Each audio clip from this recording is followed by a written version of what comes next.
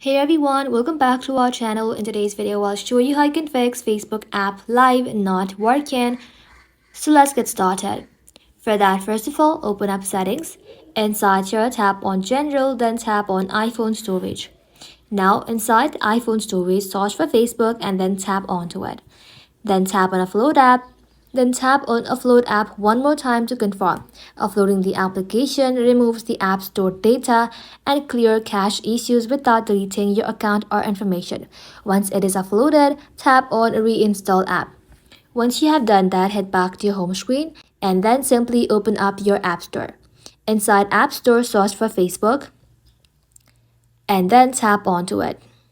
Just like that, if this button says update instead of open, tap onto it and simply let your application update to its latest version.